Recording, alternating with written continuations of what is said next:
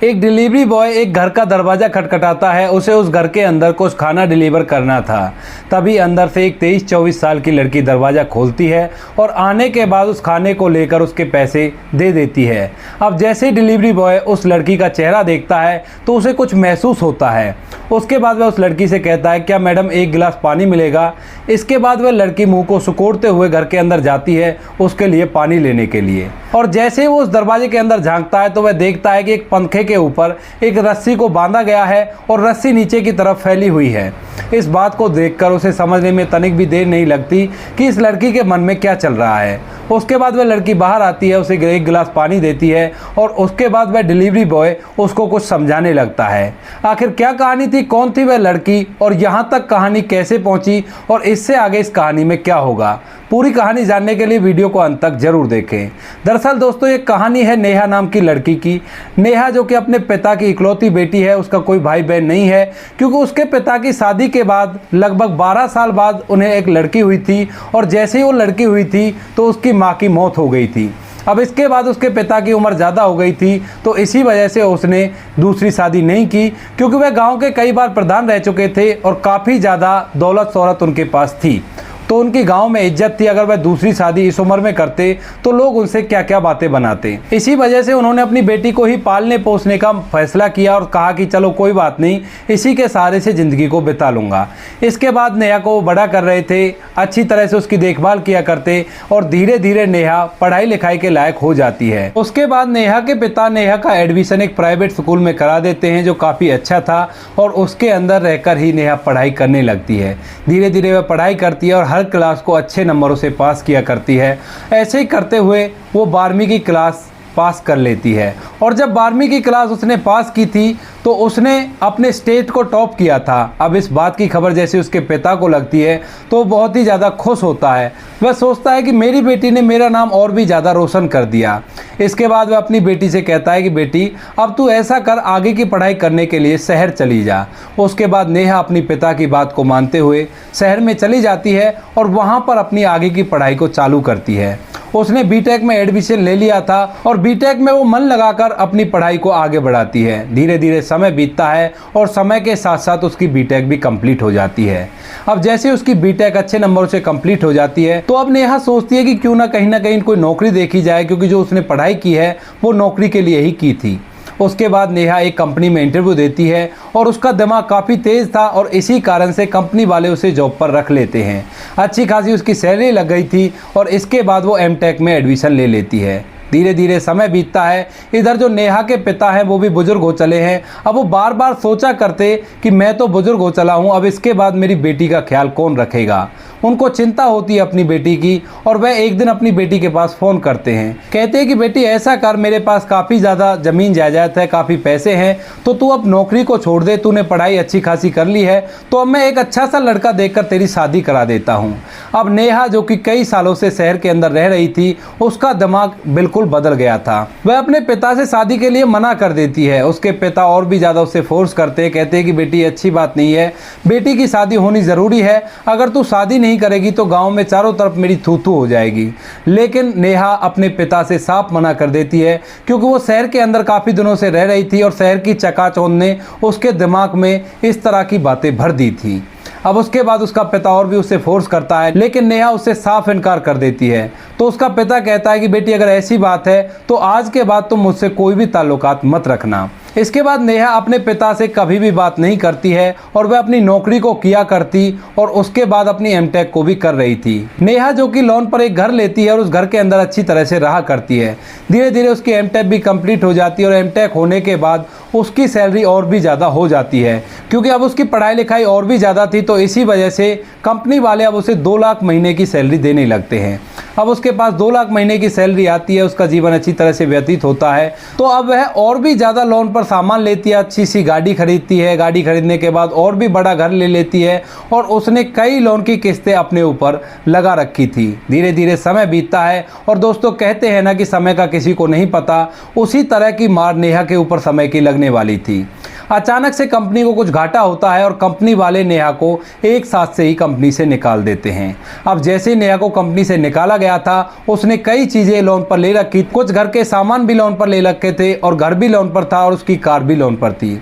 अब उसके बाद जैसे उसकी नौकरी छूट गई थी तो अब वह किस्तों को कहां से भरे, इस बात को सोच सोच कर नेहा काफ़ी ज़्यादा परेशान होती है और वह अपने पिता के पास भी फ़ोन नहीं कर सकती, क्योंकि इससे पहले उसने अपने पिता की बात ही नहीं मानी थी। धीरे धीरे समय बीतता है, कुछ पैसे उसके पास जमा थे तो उन पैसों से वो 2-3 महीने की लोन की किस्त और भर देती है। अब वह बहुत ही ज़्यादा परेशान हो जाती है, क्योंकि लोन के रिकवरी एजेंट उसके घर पर आए करते और उसे बुरा भला कहा करते।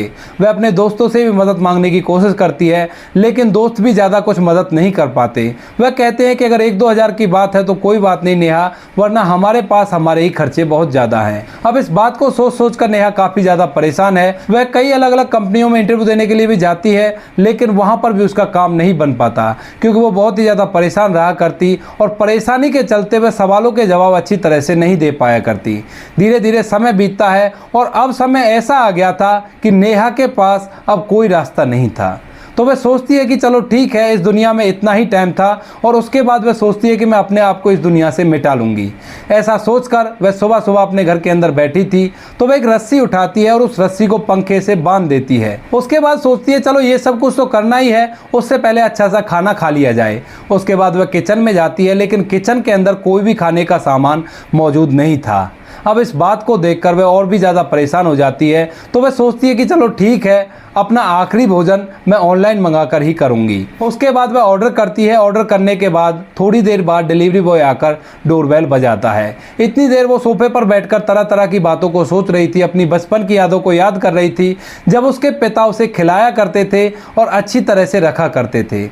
डोरबेल बजती है, नेहा जाती है, जाकर दरवाज़ा खोलती है तो देखती है कि सामने उसकी ही हम उम्र का एक डिलीवरी बॉय खड़ा हुआ है। उसके बाद वह उससे खाना लेती है और उसे पैसे देकर गेट को बंद करने ही वाली थी, तभी वह डिलीवरी बॉय कहता है कि मैडम क्या मुझे 1 गिलास पानी मिलेगा। उसके बाद नेहा अंदर से 1 गिलास पानी लेकर आ जाती है। वह बाहर आकर उस डिलीवरी बॉय को पानी देती है और डिलीवरी बॉय खुले हुए गेट के अंदर से सब कुछ देख चुका था। उसने देखा था कि पंखे के ऊपर एक रस्सी को बांधा हुआ है और इस घर के अंदर जरूर कोई ना कोई अनहोनी होने वाली है। उसके बाद वह डिलीवरी बॉय पानी पीता और पानी पीने के बाद कहता है कि मैडम अगर आप बुरा ना मानो तो मैं आपसे कुछ कह सकता हूँ। उसके बाद नेहा झिल्लाते हुए डिलीवरी बॉय से कहती है कि तुम क्या कहोगे मुझसे, मुझसे कुछ भी कहने की ज़रूरत नहीं, अपनी औकात देखो और उसके बाद किसी से बात करनी चाहिए। उसके बाद डिलीवरी बॉय उसे फोर्स करता है और कहता है कि मैडम आप एक बार मेरी बात सुन लीजिए और उसके बाद बेशक से आप दरवाज़ा बंद कर देना। थोड़ी देर के बाद नेहा सोचती है कि चलो कोई बात नहीं, इसकी भी बात सुन ही लेते हैं, आखिर ये क्या ही कहेगा मुझसे।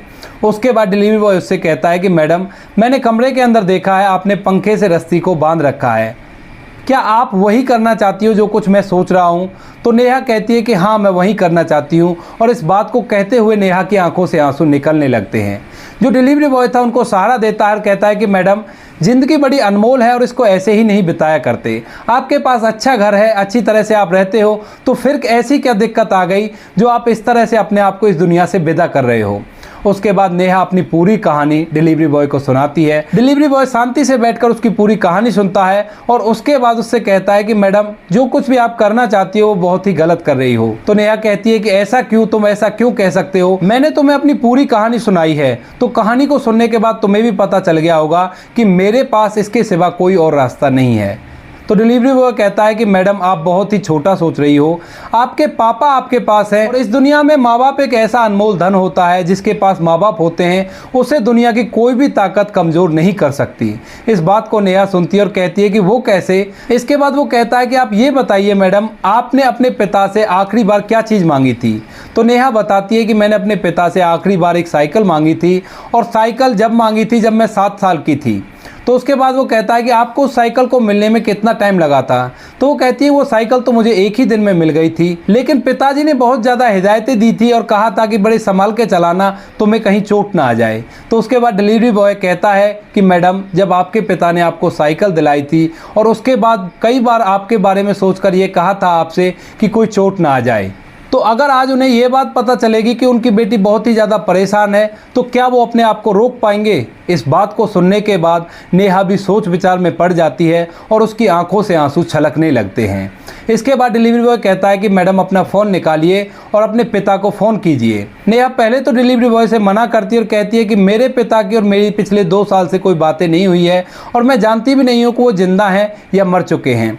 उसके बाद जो डिलीवरी बॉय उन्हें फोर्स करता है और कहता है कि आपको अपने पिता से बात करनी ही होगी। उसके बाद नेहा डिलीवरी बॉय के कहे अनुसार अपने पिता के पास फ़ोन करती है और जैसे ही नेहा हेलो कहती है तो उसके बाद उसका पिता उधर से कहता है कि हाँ बेटी नेहा, बताओ क्या हुआ तुम्हें और तुमने आज इतने दिनों बाद फ़ोन कैसे किया। अब जैसे नेहा अपने पिता की आवाज़ सुनती है तो वो फूट फूट कर रोने लगती है फ़ोन पर ही और कहती है कि पिताजी मुझे माफ़ कर दीजिए, मुझसे बहुत बड़ी गलती हो गई और आगे से आपको ऐसी शिकायत का मौका नहीं मिलेगा। वो फूट फूट कर रोए जा रही थी। इधर से उसका पिता भी उसकी बातों को सुनकर रोने लगता है और कहता है कि बेटी आखिर हुआ क्या, तुम इस तरह से क्यों रो रही हो। तो उसके बाद नेहा कुछ कहने की कंडीशन में ही नहीं थी, वह फूट फूट कर रोए जा रही थी। तभी उसका पिता उधर से कहता है कि बेटी आप थोड़ी देर रुको, मैं अभी आ रहा हूँ, 4 से 5 घंटे लगेंगे और तुम्हें मेरी कसम है इतनी देर तुम मेरा इंतजार करना, तुम कहीं भी गई तो तुम घर पर ही मिलना, मैं वहीं पर आ रहा हूँ। उसके बाद नेहा रोती रहती है और उसका पिता लगातार उस पर फ़ोन से बात कर रहा था, कह रहा था कि बेटी धैर्य रखो, मैं जल्द से जल्द आ रहा हूँ। और जैसे ही अपने पिता की इन सभी बातों को नेहा देखती है तो उसका मन और भी ज़्यादा विचलित हो जाता है और वो जोर जोर से चिल्ला चिल्ला कर रोने लगती है। अब डिलीवरी बॉय नेहा को संभालते हुए कहता है कि मैडम आप चिंता मत करो, आपके पिता जल्द से जल्द आ जाएंगे। और इतनी देर तक जितने उसके पिता की कार आती है इतनी देर तक वह डिलीवरी बॉय वहीं पर बैठा है। बीच में डिलीवरी बॉय को कई कॉल भी आती है लेकिन वो मना कर देता है, कहता है कि मेरी बाइक खराब हो गई है और मैं इसे ठीक करवाने लगा हूँ। उसके बाद उसके पिता आ जाते हैं और जैसे उसके पिता आते हैं तो डिलीवरी बॉय उन्हें बताता है कि आपकी बेटी ऐसा कुछ करने जा रही थी और इसके बाद अब आप इसको संभालिए। ऐसा कहकर वो वहाँ से चले जाते हैं। नेहा जो कि अपने पिता के गले लगकर और भी तेज तेज रोने लगती है। नेहा का पिता उसे संभालता और कहता है कि बेटी आखिर बात क्या है और तुमने ऐसा क्या कर दिया जो तुम ऐसा कदम उठाने जा रही थी। उसके बाद नेहा पूरी बात अपने पिता को बताती है तो नेहा का पिता कहता है कि बेटी ये कोई बड़ी बात नहीं है, मेरे पास गांव में बहुत सारी ज़मीन है और वो किसकी है, मेरे जाने के बाद भी तो वो तुम्हारी ही रहेगी और इससे तो अच्छा है कि मैं उस ज़मीन को बेच दूँ और तुम्हारा जो भी कर्ज है उसे चुका दूँ। अब नेहा से वो कर्ज के बारे में पूछता है तो नेहा बताती है कि इतने का लोन है इस घर पे है, इतने का लोन इन सामानों का है। पूरा हिसाब किताब जब वो बैठाते हैं तो जितने पैसे का उस पर कर्ज था नेहा के पास उतने पैसे तो उसके पिता के पास एडवांस में रखे हुए थे। तो नेहा का पिता उन पैसों से उसके लोन को चुका देता है और जैसे ही लोन चुक जाता है तो अब नेहा अपने पिता के साथ गांव में चली जाती है। उसके उस घर में वो किराएदार बसा देती है और वहां पर जाकर दोनों बाप बेटी घर के अंदर हंसी खुशी रहने लगते हैं। अब नेहा का पिता कहता है कि बेटी मेरे हिसाब से अब तुम्हें शादी कर लेनी चाहिए। तो जो नेहा है वो कहती है कि पिताजी जैसा आपको ठीक लगे आप वैसा कर सकते हो, मैंने पहले बहुत बड़ी गलती की थी जो आपकी बात नहीं मानी थी, अगर उस समय मैं आपकी बात मान लेती तो आज ये दिन हम लोगों को देखना ही नहीं पड़ता। अब उसके बाद नेहा के पिता कहते हैं कि बेटा मैं चाहता हूं कि तुम उसी डिलीवरी बॉय से शादी करो जो उस दिन तुम्हें बचाने के लिए वहां पर 4 घंटे तक बैठा हुआ था। तो नेहा कहती है कि पिताजी जैसा आपको ठीक लगे आप वैसा कर सकते हो, ना तो मेरे जीवन में और कोई लड़का है और ना ही मैं किसी को पसंद किया करती हूँ, आप जिससे चाहते हो उससे मेरी शादी करवा दीजिए। उसके बाद नेहा का पिता नेहा को गाड़ी में बैठाता है और वहाँ से उस एजेंसी पर जाते हैं जहाँ से उनको खाना डिलीवर हुआ था। वहाँ पर जाने के बाद उस डिलीवरी बॉय का पता करते हैं कि इतने दिन पहले एक लड़का डिलीवरी करने उनके इस एड्रेस पर गया था, उसका एड्रेस दे दीजिए। उसके बाद उस लड़के का एड्रेस मिल जाता है। लड़का अभी डिलीवरी करने के लिए इधर उधर घूम रहा था तो नेहा और नेहा के पिता उसके एड्रेस पर पहुंच जाते हैं। वह जाते हैं कि एक छोटी सी बस्ती के अंदर एक छोटा सा झोपड़ा है और उसके अंदर वह लड़का रहा करता है। वह उस झोपड़ी के अंदर जाते हैं। नेहा और नेहा का पिता गाड़ी को थोड़ी दूर ही खड़ा करना पड़ता है क्योंकि उस बस्ती के अंदर छोटी छोटी गलियां थी और उन गलियों के अंदर गाड़ी का चलना बड़ा ही मुश्किल था। तो वो लोग थोड़ी दूर गाड़ी को खड़ा करके उस झोपड़ी की तरफ बढ़ते हैं और पूछते हुए उस लड़के के घर तक पहुंच जाते हैं। वहां जाकर देखते हैं कि उस झोपड़ी के अंदर 2 बिस्तर लगे हुए हैं। एक बिस्तर पर उसकी माँ पड़ी हुई है और एक बिस्तर उस लड़के का है जो आकर उस बिस्तर पर लेटा करता है, रात को आराम किया करता है। उसकी माँ बड़ी ही बुजुर्ग थी और वो देखने से बहुत ही ज्यादा बीमार प्रतीत हो रही थी। उसके सिराने की तरफ एक अलमारी रखी हुई थी और उस अलमारी के अंदर बहुत सारी दवाइयां रखी हुई थी उसके बाद नेहा के पिता वहाँ पर जाते हैं, उस बुजुर्ग महिला से बातें करते हैं और पूछते हैं कि तुम्हारा बेटा करता क्या है और उसके कितने बहन भाई हैं। तो बुजुर्ग महिला बताती है कि ये मेरा इकलौता बेटा है और मैंने बड़ी ही मेहनत से इसको पाल पोस कर बड़ा किया था, और जैसे ही ये बड़ा हुआ उसके बाद इसने घर का कार्यभार अपने कंधों पर संभाल लिया है। वो तो मेरी तबीयत ख़राब हो गई, इसी वजह से हमारे ये दिन आ गए, लेकिन मेरा बेटा मेरा बड़ा ही आज्ञाकारी है और मेरा अच्छी तरह से ख्याल रखता है। और मैंने उससे कई बार कहा है कि बेटा मैं बुजुर्ग हो चले हूँ और मेरे ऊपर अपनी कमाई को इस तरह से मत लौटा, अपने भविष्य के लिए कुछ बचा ले, लेकिन वो मानता ही नहीं है। हर शनिवार वो उसे हॉस्पिटल ले जाया करता है और वहाँ पर डॉक्टर साहब से उनको दिखाया करता है और उसके बाद जो भी दवाई वो बताया करते हैं उन सभी दवाइयों को वो लाया करता है। अब इस बात को सुनने के बाद जो नेहा है उसकी नज़रों में उस डिलीवरी बॉय की इज्जत और भी ज़्यादा बढ़ जाती है। इधर उसके पिता भी बड़े ही खुश होते हैं क्योंकि वह लड़का बहुत ही ज़्यादा ईमानदार था और मेहनती था। इसके बाद वह उसकी माँ से उसकी शादी की बात पक्की कर लेते हैं। अब उसकी माँ जैसे इस बात को सुनती है तो वो कहती है कि साहब आप क्यों हमसे मजाक कर रहे हो, हम गरीब ज़रूर हैं लेकिन हमसे इस तरह का मजाक मत कीजिए। उसके बाद नेहा के पिता उनसे कहते हैं कि मैं सच कह रहा हूँ, आपके बेटे से ही मैं अपनी बेटी की शादी करना चाहता हूँ। उसके बाद नेहा के पिता उसकी माँ को पूरी बात बताते हैं और कहते हैं कि आपके बेटे की वजह से आज मेरी बेटी जिंदा है और मेरे साथ है, इसी वजह से मैं चाहता हूं कि उसी से मैं अपनी बेटी की शादी करूं। इसके बाद नेहा का पिता उस लड़के के पास फ़ोन करता है और उसे फ़ौरन उसके घर बुलाता है। अब जैसे ही वह लड़का घर आता है तो घर आकर नेहा और नेहा के पिता को देखकर एकदम से हैरान सा और आश्चर्यचकित हो जाता है और कहता है कि अंकल जी आप यहाँ पर क्या कर रहे हो। उसके बाद वह लोग उसको पूरी बात बताते हैं और कहते हैं कि मैं अपनी बेटी की शादी तेरे साथ करना चाहता हूँ और आज से तू इस सब जगह को छोड़ दे, तू मेरे साथ गाँव में चल, वहाँ पर हमारा बहुत अच्छा मकान है और वहीं पर रहना और ज़मीन पर खेती किया करना और तेरा गुजारा अच्छी तरह से हो जाएगा। इसके बाद नेहा के पिता नेहा की शादी उस डिलीवरी बॉय से धूमधाम से करा देते हैं और डिलीवरी बॉय भी शादी होने के बाद अपनी मां को लेकर नेहा के घर पर ही चला जाता है। वहां पर डिलीवरी बॉय मेहनत किया करता और नेहा के पिता की और अपनी मां की अच्छी तरह से देखभाल किया करता। तो दोस्तों ये थी कहानी जहां पर एक डिलीवरी बॉय ने एक लड़की की जान बचाई और जान बचाने के बदले उसकी ज़िंदगी ही सुधर गई। उसकी ज़िंदगी में उसने सोचा भी नहीं था कि इतना बड़ा घर उसे रहने को मिलेगा और इतनी सारी ज़मीन उसके नाम हो जाएगी। आपको कहानी जैसी भी लगी हो कमेंट सेक्शन में बता देना। बाकी दोस्तों इन कहानियों को सुनाने का उद्देश्य किसी को परेशान करना बिल्कुल भी नहीं है। यह कहानी आपको इसलिए सुनाई जाती है ताकि आप लोग इन कहानियों में से कुछ ना कुछ सीख ले सको और उस चीज़ को अपने जीवन में अप्लाई कर सको। जैसे डिलीवरी बॉय ने भलाई की और भलाई का फल उसे मिल गया। मिलते हैं किसी नेक्स्ट वीडियो में नए टॉपिक के साथ, तब तक के लिए जय हिंद, जय भारत, जय हिंदुस्तान।